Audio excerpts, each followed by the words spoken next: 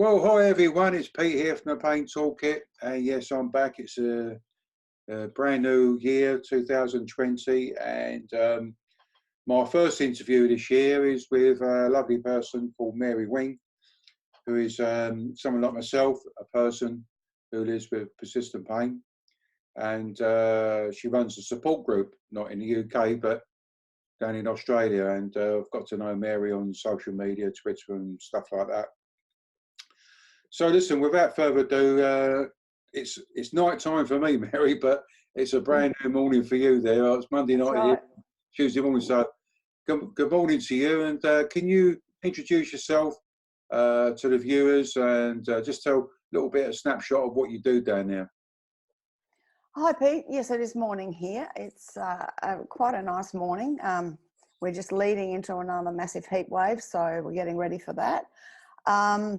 As far as the support groups go, about 3 years ago now, as a person living with persistent pain and having been involved in our statewide pain strategy development, I was asked if I would start a support group. And I said yes. Okay, so it took us about nearly 4 or 5 months, I guess, to get ourselves organised, work out what we'd do and find facilitators and train facilitators. And we started with one in a small room in one of the hospitals, which we outgrew quite quickly. So they moved us to a bigger area. And then when that hospital closed, we branched out into another one. And we've expanded over the years, and we've now got 3 groups, one north, one south, and one in the city. And what we try and do is have something for everyone, not just sit around talking about pain, because that never works. If you sit around talking about pain for too long, people get very sick of it and very depressed. So what we do is we have some pain sort of educational type stuff. We have a bit of goal setting, a bit of brainstorming, and a bit of pacing and all that usual type stuff. We're also very blessed to have a guest speaker almost every second month, which are provided by the pain units, which we are very grateful for. And we have an extended coffee break so we can all chat to each other. And we have other things like small victories that people might have achieved. And we've had some pretty major victories, not just small ones. Someone will come and say, well, I've got a small victory, like a young girl who said, I've got a small victory. Over the Christmas break, I left off all the codeine I was taking for my headaches because I want to go overseas. And she went overseas about 6 months later, and she's still there, and that's 18 months ago. So she's done extraordinarily well. That was a major victory, and we've had others as well. And apart from that, we are forever looking for people. We often have people who have done pain management programs, because once you've done a pain management program, you're sort of a bit out in the cold, particularly if you're isolated. And they can come to us and continue practicing the things that they've learned in the pain management program. And also, it's very useful for people who are waiting to get into a pain management program, because they can learn a bit before they go. So that's what I like about this. Is what I want to do an interview with you, because I mean, how I got into doing all this stuff that I'm doing now. I sort of cut my teeth on I was running I started up a back pain support group near to where it's probably about 30 miles away from here now, in a place called Hornchurch in Essex. And because back in the day, I was like everybody else. You feel like, one of the things that pain does do, it can make people feel a bit isolated. Yes. And I always remember a little saying I read, I don't know where I found it from, but it said, if you want to learn something, teach it. And I thought, well, the only way I'm going to teach myself is hearing about other, what other people do. But our group wasn't like your group. It was pretty much, I'll be honest with you. I mean, I had some experience of running groups before the back pain one, but it was sort of over the first sort of year, I would call them war story groups, where, we'd have a therapist come along, but it was always the therapist was something they're going to do to you. It wasn't about. Yes. And I'm lucky enough that one of the speakers that we did get was Amanda Williams from the input pain management program, which is the program I went on. And then in a way, when I come back to the group, they're still sort of talking about problems, and but by then after coming off the program, I was looking for solutions, like, and I wasn't going to get that in a group. So when we sort of connected online and whatnot, I was quite intrigued that what your group does is quite unique, because it's what you're doing. You're not focusing on the problem, but you're actually providing solutions for the participants who come, or the members that come along to the groups, Well, I think what it stemmed from too was when I was going through my worst times, and I hit rock bottom, like we all do, I think, in about 2006.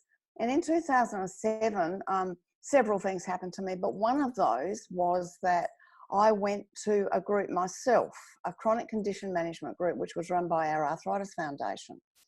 And I will never forget the sense of relief I felt when I walked into a room full of people that I knew weren't going to judge me.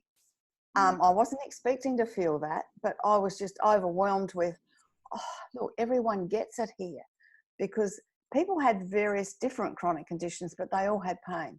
I think that's probably pretty common. And so I've tried to provide that same sort of atmosphere, so that people are going to feel comfortable and sort of feel welcome, to know they can say anything, feel safe, basically, and so they're not going to be judged. So you're talking about the different aspects of pain management, as you said, like goal setting and pacing and whatnot. And so do you find, can people come to your group with any type of pain? Or do they have to have a specific pain, like arthritis pain or back pain or something? No, any type of pain, any type of chronic pain at all. Yes, I think we've got one of almost everything, to be honest. There doesn't seem to be much we haven't got, which makes it good, because they can help each other. That's what it's all about. We might have someone who's having difficulty with our government support system or something, and someone else will have had experience, and they can share that with them and perhaps help to guide them in the right direction. So it works really well in that respect. Yeah. So listen, I know I've got a few Australian friends now, and healthcare professionals, and you're going to be one of my new buddies. I'm aware that the system over there is a lot different to the UK, etc., and you have like a bit of an insurance system and whatnot. But how is it over here at the moment? We've got it's very difficult to get on a pain management program, because they're not like dotted around here, there, and everywhere. And there's a newish sort of thing coming around the last few years, called where they want to take pain management out of the hospitals and put it into the community. So pain management programs are actually run in the community. I mean, what's now, bearing in mind, I know having been to Australia 2 times now, I know how vast the country is. So how many is pain management programs quite common in Australia, or where in your area, and how long does it take for someone to get on a program? We have them mainly attached to our public hospitals. That is the multidisciplinary type programs, which obviously are the best. And yes, they do take a long time to get into, which makes it difficult, which is where we hope that we can be some help. But because it is very, very difficult to be told. I know I got told the same thing, it'll be 12 months before you can get in. Now, in some cases it's longer. They are trying to, we have an extra, in our state, we have an extra pain unit now. So that's helping to take the load off the biggest one, but there is still a wait period. But with our statewide pain strategy, everyone got some more funding, so it has been a help. So those lists are not quite as long as they used to be, and also our primary health network, which is different from our public health network. They also run 2 living well with persistent pain programs. And they are very good programs as well. I think they run for 3 or 4 months, and they They teach all the general same things that the others teach, but probably in a slightly different way. And they're amazing. And the Primary Health Network, they actually give us some funding too, so that it helps us along the way, so that we can actually concentrate on what we're doing and not worry about where our next cup of coffee is coming from. Because, yeah, that's always a major issue with support groups. And I think we're probably extraordinarily lucky in that respect. Now, so, you're probably aware I've moved on to doing more stuff online now, and where people want me to go and do face-to-face program workshops for patients or healthcare professionals. I'll do that, but I've become very conscious of the fact of the ecosystem and stuff like that, cutting down on travel, and also a lot of people who live in rural areas can't get to face-to-face sort of meetings. And what actually inspired me was to start thinking about doing more stuff online was when I was about 2 or 3 years ago. I was speaking to, you probably know him, Stefan Schnook. He's a doctor there in Australia. He's a German fella, but he's I think he might be may not be in your area, but I met him at the Austrian Pain School, where I go and teach a couple of times a year. And I was he's said in to him, Perth. no, you don't know? He's in Perth. I don't know him, no. I think you might be right, yeah. And then I said to him, hey, Stefan, what's, in Australia being a massive place, I said, how do you get these people that live out in the bush and or rural areas and stuff like that? And he said, well, we do it online, and I thought, oh, that sounds quite cool. And, I mean, what's your view on people attending workshops or courses online? I think that's very good. I think what they do online here is telehealth, and that's usually doctors communicating with patients. I'm not sure about other states, but our state has outreach programs. Like, for example, our northern hospital will have outreach programs to some country areas, and so will the others. I think the online is excellent, but I do think it needs care, depending on what you're talking about. An online course is a different thing to an online support group. If you have an online support group, it does need careful moderation, or it can really go off at some pretty terrible tangents. I know, I agree. No. I know, I totally agree, because, I don't know, one of my slides I use, it's like an iceberg. And, at the top, with an iceberg, you only see like a I've seen that. Yes, I know what you mean. Yeah. And I say at the top of the iceberg, I say like pain is only tip of the iceberg. And the main, I think, when you've had pain for a long period of time, you get these other problems and like life's challenges, really. It could be sleep problems, medication side effects, relationship worries, and all sorts of things like, housing and stuff like that. And those things below the waterline have a massive, I think, having a massive effect on the actual pain itself, where it can wind up and stuff like that, And I think, I think sometimes perhaps online stuff can be useful, but I don't think it's the answer. But if you haven't, it's better than nothing, because definitely. I think you said it in your intro, really, is that a lot of it's the isolation that people get, and that's I always get that from people. They feel like they're the only one, and they feel isolated. Who do I talk to? Because you warn everybody else out, with like friends and relations and whatnot, work, and it's like you trying to explain to me how to live with a bald head, like, and if you've never had a bald head, like, it's gonna be pretty damn impossible, like, So I think sometimes we need to be around our own kind to have that interaction, really, about understanding. And I think, did you use the word empathy? I'm not sure, but that understanding of what it's like, what we go through. It's like we said earlier on about I still have problems sleeping, and you said, yeah, I do as well. That seems to be quite common as well with us. It is, and I think that peer support, I think it's very it's underrated, very much so. And I became isolated myself because in 2006, every solitary soul, including my husband, was working. So there I was, and we had a very cold winter, and I was in all this pain, which I'd had for 3 years, and people sort of started to imply that it was in my head. And so I became quite depressed, I think. I wasn't diagnosed with depression, but I'm sure I was depressed. Yeah. But 2007 was my turnaround year, and you know, I think all it took for me was to, first of all, to find out there were other people, and then I took myself off to uni and did some study, and that was a major distraction. That still is my main way of dealing with pain. For me, distraction is brilliant. You know, not so for everyone, but for me, it's brilliant.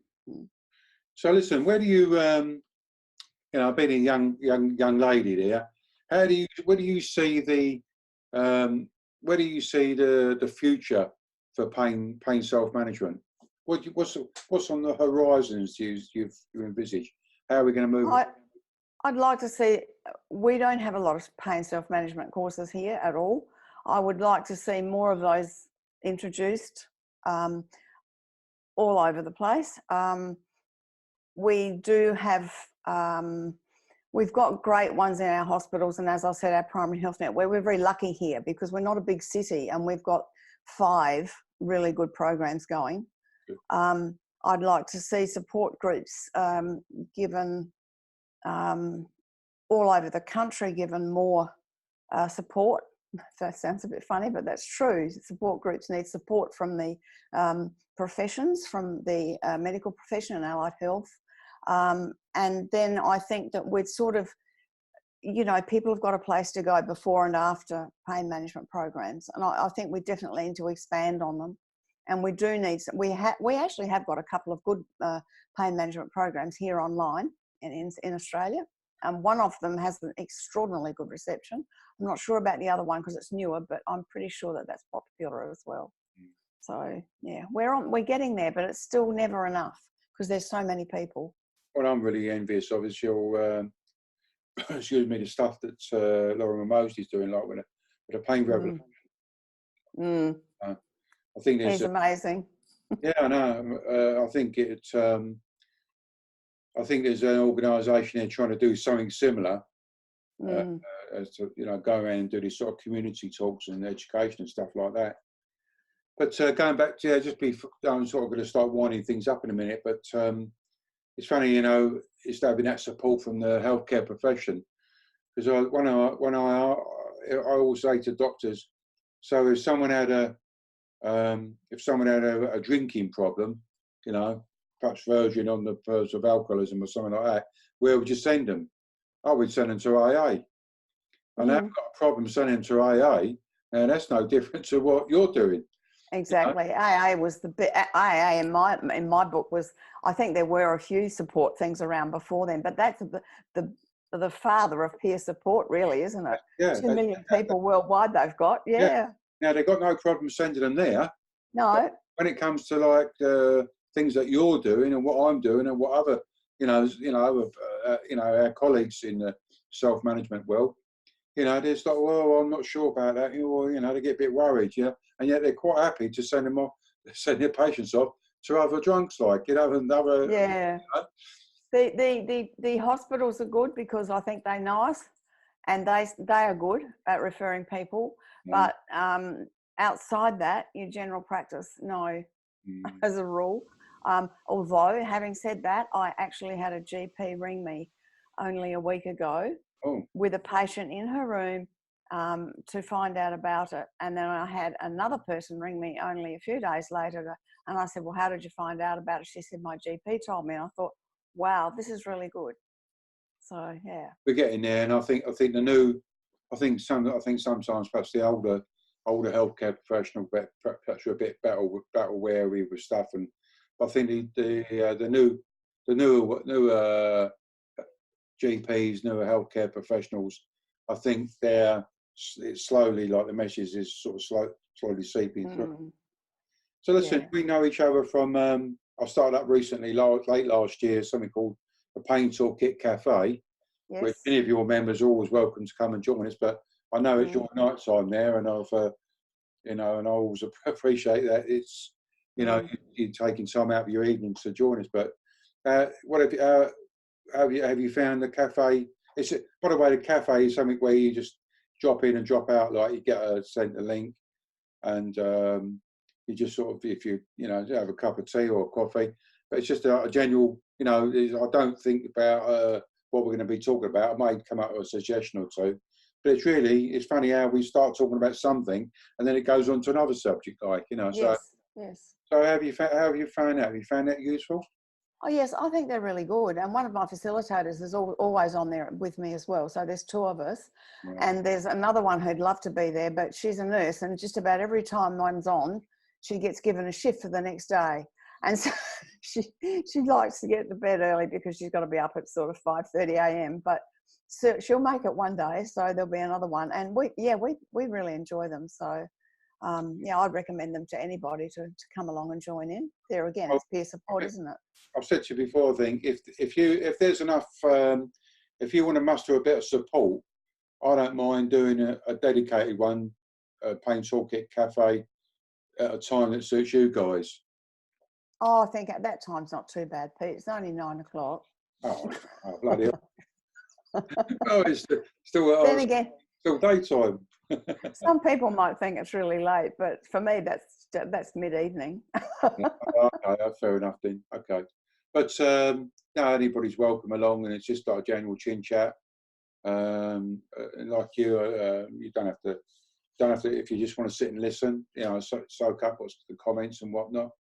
You know, just it's something that what I'm trying to do is because like, be honest with you, last year I got fed up with all the travelling. Really, I was here going up backwards and forwards to the north, and I flew over your country last year. I popped over to New Zealand for a few weeks to do. That's a lovely long trip, isn't it?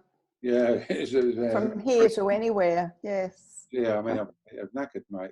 It's just the. I think it's the stopovers and stuff like that. And although I was sort of in a comfortable seat, but it was I'm still a lot awake and whatnot, you know. So, but it's nice country, and I do like Australia as well. I feel comfortable when I'm over there. But yeah, I just got fed up, and I just think, you know, I want to do more stuff online, like we did on Saturday. We did a first of the Pain Toolkit webinars. Yeah, that sounds like it went really well. Yeah, it did actually go well, and there were 4 speakers, 3 healthcare professionals, and Keith, as you know, Keith Meldrum, he did a good presentation, and it's really the idea of that sort of stuff, and that's why I want to use a bit more technology like this, is because, you know, not everybody can get to these sorts, you know, like, you know, because of distance, mobility problems, or something like that. And that word again, isolation. So I don't think you can beat that face-to-face thing, but, you know, to me, this is better than nothing, sort of thing. You know? Yeah. So have you got any closing take-home messages for viewers of this video? No, not really. I think we've probably said it all. Just I think that people should always give peer support a go. It's one of those things that's probably not for everyone, but most people find themselves feeling quite safe and relaxed when they are mixing with other people who are going through all the same things. And it doesn't matter whether it's pain or what it is. It makes a big difference. I think for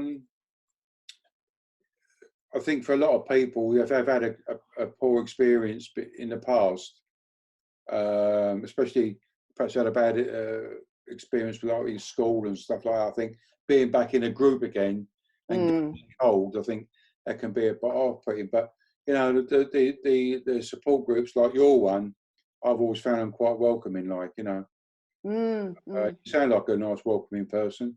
I'd come along. We're very friendly. We have a lot of fun, and we do laugh a lot, and we have to try and keep quiet. In the city now, we became homeless, and speaking of Lorimer, he allowed us to use their meeting room for our meetings, which is amazing for us.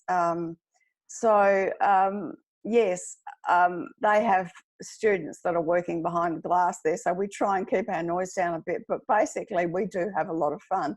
And the place we were previously, I used to say, I hope we're not too noisy for you. But they used to say, no, look, we think it's wonderful to hear all those people with all that pain having such a good time. So that's what it's all about for me. Mm. Exactly, because pain, it's it's not a sexy subject. It's not, but I try and, when I'm doing my workshops, I like to have a bit of fun as well, That's right. And then you get the good chemicals going, and that helps with your own pain. Yeah. I think it helps with everyone's pain. Yeah. Like people call me the Mushroom Man. Do you know that? No. Yeah. Do you know why? Do you know why they call me the Mushroom Man? No. Because I'm a fun guy to be with.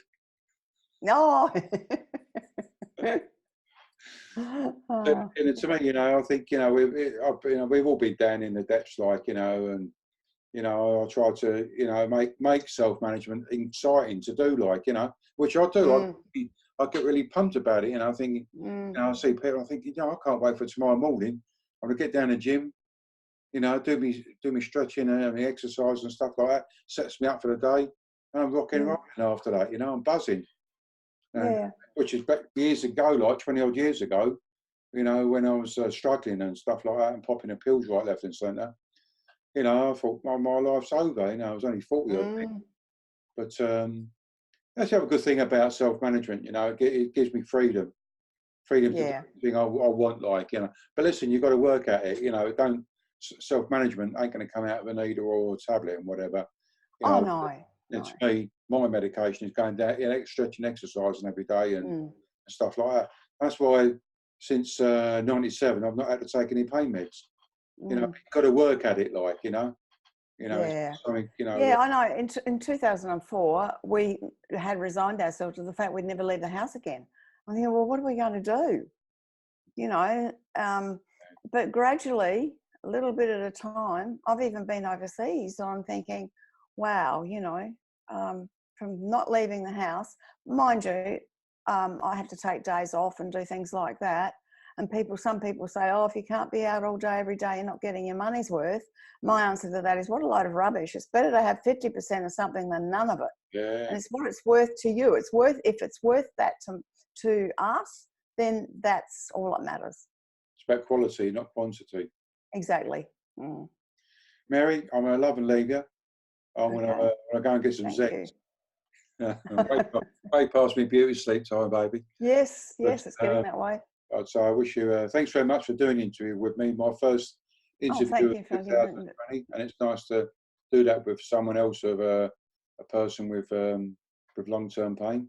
And I'll dare say I'll see you, I think, on the 19th of February when the next cafe is. Yes. So I'll see you then, but I'll dare say I'll see you on social media in the meantime. Yeah. Okay. Thanks, Pete. Have a nice day. Thank Take you. care, baby. Ciao.